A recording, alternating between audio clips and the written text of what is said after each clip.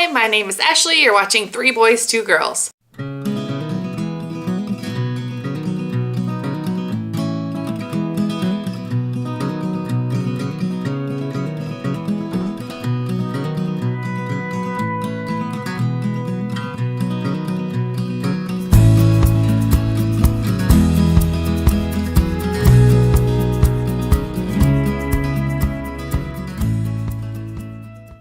Today I wanted to share with you our January homeschool update.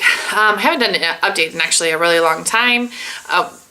We didn't really actually have a lot of school in December. The kids voted to start 2 weeks early in August so that we could be done 2 weeks earlier or have an extra 2 weeks off in December. So yeah, we haven't actually had much school in December. We went like the first 3 days of December and then pretty much have been off till about 2 weeks ago. So we've only been back to school for about 2 weeks, but there are some big changes that we made in our homeschool.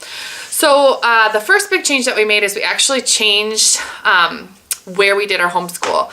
We live in an old parsonage, and so there's like a office right off of like right when you come in the front door. It was like the pastor's office. And it's kind of our toy room and playroom, and so we actually had been doing school in there, and they all had their own desks, but it seemed like we ended up in the living room or at the kitchen table like 75% of the time anyway. And so plus it was hard for the little, I have a 4-year-old and a 3-year-old, and it was hard for the little kids to have a space to go and play and be loud and crazy without bugging all the other kids. So we actually changed where we do homeschool. I got a little cabinet actually for free from a friend off of Facebook, and we just moved that into our dining room, and then I keep all of our school stuff in there, and then we actually do school at the dining room table.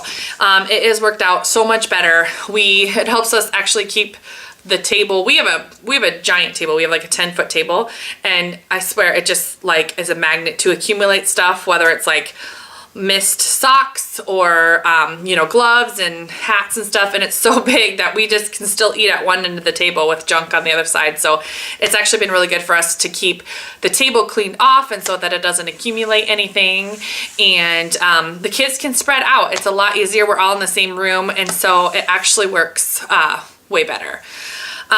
The second big change that we made is the order of our homeschool. When we started homeschool, I always thought like, let's get the most important 2 subjects done, math and language arts. And so we would start off the day and we would start right into math. And we would maybe do like a devotional or something in the morning, maybe do some reading aloud, but the kids jumped into math and handwriting kind of while I was doing that. And it made for a long day. Language arts seemed to take a long time to get through, and then we weren't getting done until like at lunchtime. So by the time I made lunch, got kids down for nap, and then tried to go back to do like science and history and stuff, we'd really lost it. We were done for the day. And so I didn't get a lot of science and history in, which is okay. I mean, we still did fun things. We still watched movies that pertain to science or history, and so anytime an opportunity like that came up, we would investigate it further. So it was still okay, but it wasn't what I wanted out of our homeschool. So I changed that up, and now we do, our morning basket consists more of our history and our science. So right away in the morning, we get our history sheets. I have them all copied off the night before and put on the kids as clipboards, and then we read our history book. We're doing the story of the world, which is a great way to do history. And we actually are doing like a chapter a day just because we're so far behind. But the kids actually love it, and it's really nice to have them close together because then the kids can continue to build off of what we learned the day before. They remember names and places a lot better that way. So we start off the day doing our history, and then we move right into science, and we do a fun science experiment, and then the kids kind of go and they have questions that they have to answer afterwards, and drawings and stuff that they have to do. And so they kind of disperse to do that. And while they are drawing and coloring, I get everything ready on the table. So I set out their clipboards again for math and language, or math and handwriting. And then they sit down and do that. And then I start with one child with language arts right away. And then once that child's done, they'll go back to their math, and then I'll move to the next child. And actually we've actually gotten to the point where I literally did all three of them language arts at the same time. I would work with this one child, and while they were answering questions or something, then I would go to this child or this child, and then we just kind of like went around in a circle, and it actually worked really well. So we are done before lunch now, and it's during nap time the kids will do art. We have an art curriculum that we go through, and it seems to work really well. It's a quiet thing so that while the other kids are napping, and then as soon as they're done with that, they're free to go play. They love Stack the States right now. It's an app that I downloaded on their tablets, and it's like their favorite game right now. So they play Stack the States, or I did order a membership for Curiosity Stream, which is just like it's like a science-based documentary type Netflix-like site that just has all of these documentaries, and so I allow them to watch that, and so they really enjoy having that free time on their tablets and stuff. So like I said, big changes. So I also made some changes with curriculum. So let's start with my 5th grader. My 5th grader, he finished his Delta Matthew C book all in one semester, and so we moved on to the Epsilon book, and he'll finish that this year too. We just do 2 worksheets a day, and if he knows that those first 2 worksheets, A, B, and B, I don't make him do the C and D worksheets, and we just move on to the next lesson. So once he kind of picks up these fraction things, I think we'll move through a lot faster too. Sometimes he needs all 4 sheets. So if you don't know about Matthew C, they have each week is a worksheet. Each week is a set of worksheets, and they have worksheet A, B, C, D, E, F, and G. So A, B, and C are like the lesson practice, and then the D, E, F, G are lesson review. So if you need more practice on this week's lesson, and it also goes through and reviews previous lessons. So how I do them is one day they'll do A and B, and then the next day they'll do C and D. But if they get A and B completely right, we just move right on to the next A and B lesson. So he's working through Epsilon right now, those fractions. He actually really enjoys them, so I'm praying that keeps up. But he did not have a language arts curriculum before. What I had done is I had just assigned reading different novels, and he actually really enjoyed everything that I've assigned. So we worked through like Hatchet and My Side of the Mountain, and kind of those survival-esque ones. I Am the Ice Worm. He also went through The Lion, the Witch, and the Wardrobe, and A Horse and His Boy, and that kind of stuff. I mean, he just has really liked, every book is almost like, oh, it's not my favorite, but it's a really close second. It's not my favorite, it's a really close second. And so this semester, though, I decided to change up and actually have a language arts curriculum for him. So we are doing learning language arts through literature. So it's very similar to him just reading, but I wanted to take it just a step further and just have him learn a little bit more about grammar and that kind of stuff. We were doing fix-it grammar for our grammar, but he really didn't like it. He hated it, and not to say that I always do what he says, but you know, I wanted this to be fun. School can be fun, and so if he's not liking it, there is something else that will work for him he can still learn and is fun for him. This so far is enjoyable. It started off this one with a book study of The Farmer Boy. That was kind of the first set of lessons. And so the first week I just had him read The Farmer Boy, and I only had him read about 35 pages a time. And then he's also reading The River, by the second book to Hatchet or whatever. It's kind of like the sequel. But he says The Farmer Boy is like his favorite book so far. We listened to Little House in the Big Woods as an audiobook when we drove to the hills for our vacation this summer, or this fall. But so this is this kind of the second book, and he really is enjoying it. He said that this is his favorite book so far. So he is going to work through the Laura Ingalls Wilder series probably on his own even after this book study. So the first week I just had him kind of read through the book, and then now that it's this last week, I had him go through and actually work on lesson 1. There are 36 lessons in this book, and each lesson is divided into 5 days. So we probably will not get through this book this year. So, and I have to accept that right now because I tend to want to get finished with everything. So it's going to be a fight for me just to accept, like, we're going to get done halfway through this book and I'm just going to have to accept that. So, which is fine. I really like this. I like how it's set up. When I was doing my research, a lot of people said that it's good, but it has its problems. So I'm sure that there'll be some hard steps that we'll encounter. But for what I'm looking for, from him going from having no curriculum to having something that's a little bit more structured, it's still literature based. Like he worked on America the Beautiful poem and kind of broke it down, worked on syllables, worked on that kind of stuff. Is still learning literature and classic stuff too. So I'm liking this so far. As for everything else for my 5th grader, he's doing fine. He wants to go back to school next year. He misses his friends. So as much as it pains me that he's going to do that, I get it. I get that he's missing his friends. So, oh gosh, this light is like, there. It's a little darker. Sorry, I had to shut the light was coming in. But my 5th grader is not happy that he's missing his friends. So he really likes homeschool. He enjoys it. He really likes that we only school 4 days a week. We don't really school on Friday. So he does enjoy that. But he misses his friends, and I totally get that. And so he has decided that he wants to go back to public school next year.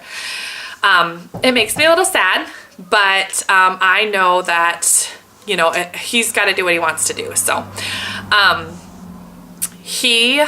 have a feeling that he'll go about 2 weeks, and then on Fridays when we go to drop him off at school, because the bus comes at like 7 o'clock in the morning and school doesn't start till 8:30, so I'm not going to send a middle schooler on the bus at 7 o'clock in the morning. So I'm sure I'll end up dropping him off and picking him up. But I think he'll make it 2 weeks. And then on Fridays when we have to go drop him off at school and we're like, see ya, we're going to go have donuts and play the rest of the day, I'm hoping that maybe he'll come home. We'll see. You know, and if he's happy in public school, that's fine. It'll make me a little sad. So, but that's it for my 5th grader. So let's move on to my 3rd grader. My 3rd grader, really, she's the reason that we started homeschooling. And so for her, it was catching her up on reading and math. And so she is not quite done with her beta math UC. She's right at the end where we're subtracting large numbers and having to borrow the ones and that kind of stuff. And so she knows how to do that, but where she's making her mistakes is after she's borrowed the 1 and make it like 12, if it's like 2 minus 9, she borrows the 1, makes it 12. She's making her mistakes in the 12 minus 9. And so it's like this basic facts that I don't know if she's just forgotten them. And so I'm just thinking now, like they just were never solidified in her brain in like 1st grade or something like that. And so we are going back, and I have a Mad Minute book. I don't know if you guys remember those Mad Minutes. But I just have like a Mad Minute book where it's just like math fact after math fact. And so I just have her go through, and we just took a complete step backwards last week. And I just said, this isn't working. I mean, it's just, she gets every single one wrong because of a small mistake like that. So I had her step back, and she's going through and doing just like those easy math facts, and she just whips through them and she gets them all right. So I think I'm going to do that for 1 more week and maybe get a couple harder ones in there and just build up her confidence so that she remembers what those facts are, and then we'll go back to doing the larger sums that we're subtracting. So she literally is on like lesson 28. And there's only 30 lessons in the book. So she literally has like 2 lessons left. And the last 2 lessons are almost like an introduction to multiplication, which is what she's going to be doing in the next book. which is Gamma.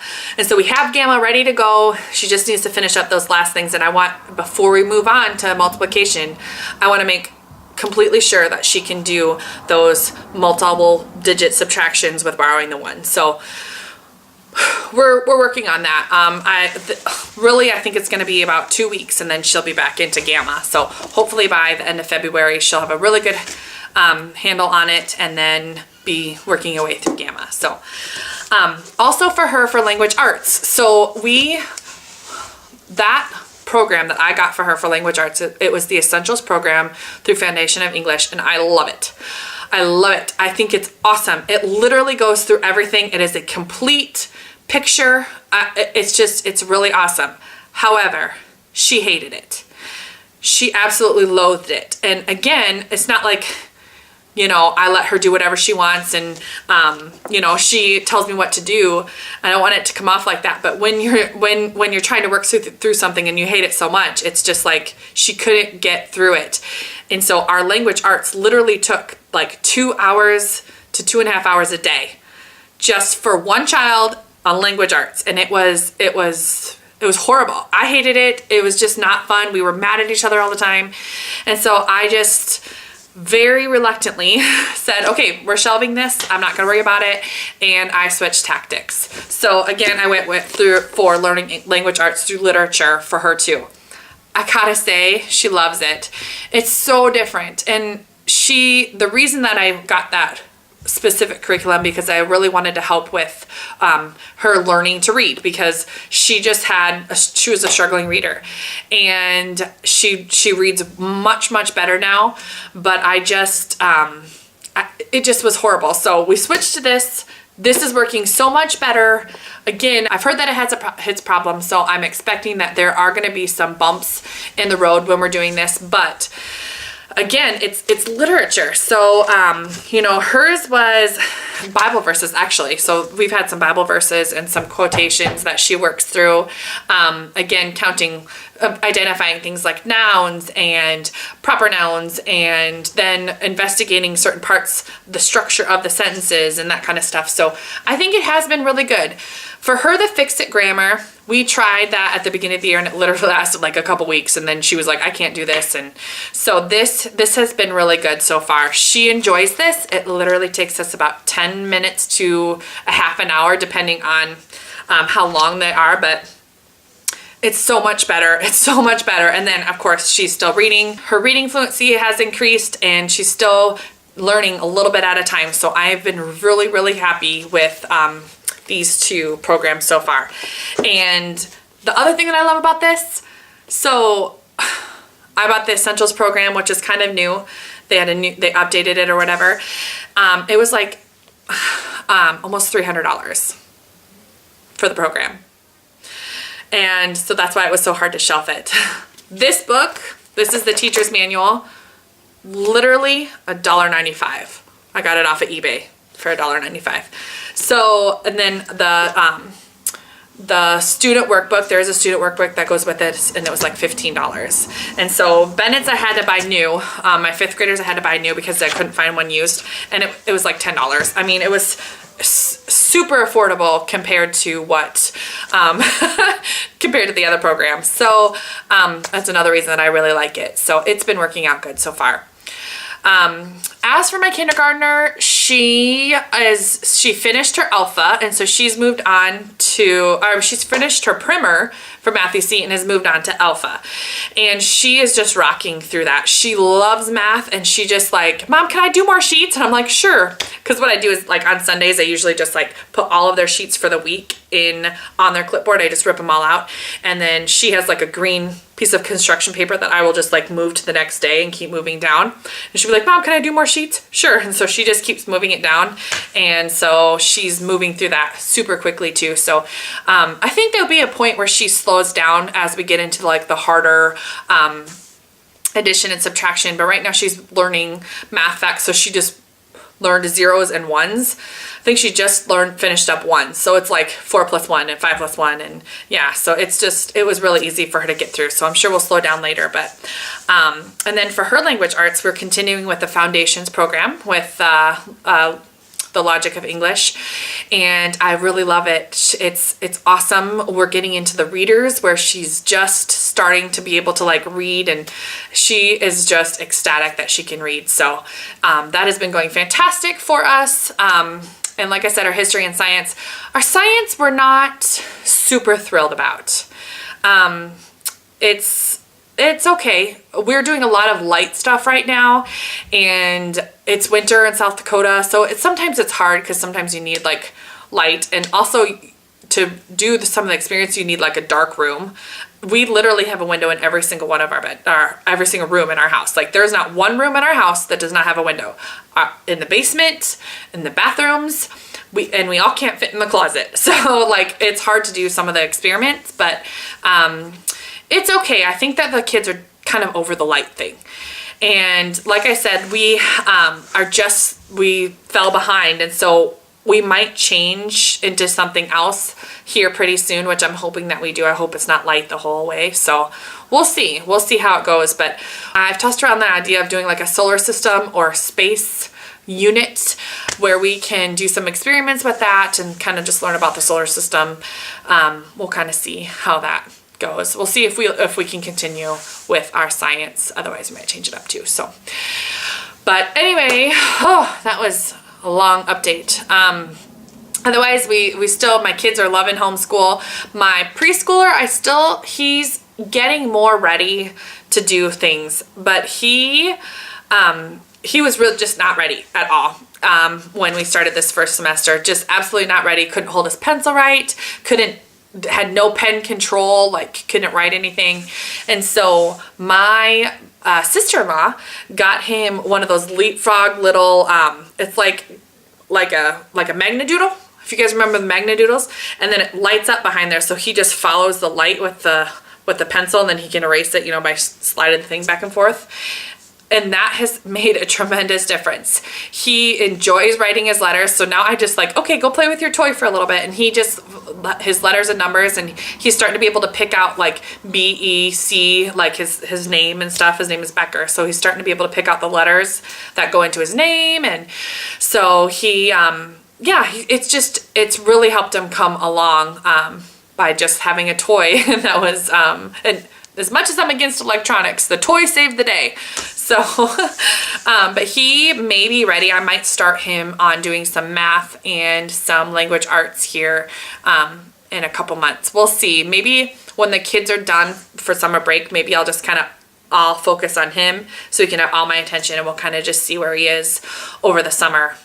And then maybe that'll be his kindergarten year, and he'll just start his kindergarten year in May or something like that. So we'll see how it goes. The beauty of homeschooling is that I can do that whenever I want to, and I don't have to wait for, the school year to start before I can start him. So plus he could get a couple months under his belt of learning, waking up, okay, we do school and then be done. And that way when the rest of the kids start in school, it'll be a quick, easy adjustment. So other than that, we're just keeping on trucking through, I guess. So thank you guys so much for watching. I appreciate all of the support that I've been getting from my family and friends.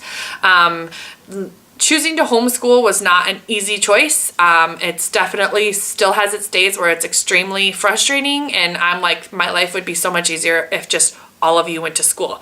Because with Archer being 3, he can go to a preschool now, so there are some days where I crave, just a little bit of alone time. But honestly, homeschool is probably the best decision that we've made for our family. The way that my kids treat each other and are actually friendly to each other has been amazing. I think in school they learn that younger siblings are a burden and annoying, and to make fun of them and, joke around about them with their friends. And so now that we've been together every day, the way that they treat each other and include each other and play with each other has just it's been awesome to see. And it's the way it should be. And so when somebody else is making fun of one of their siblings, to be able to stand up for them and say, no, that's not right, and you're not going to make fun of my sibling. And so it's been really cool to see that development in their bonds from literally being with each other all the time, I guess. So it's been a really good decision. So just thank you everybody who's been supporting me and our family as we walk through this journey. So it's been really fun, and I hope that it continues throughout the rest of the year. So thanks for watching, everybody, and have a good one. Bye.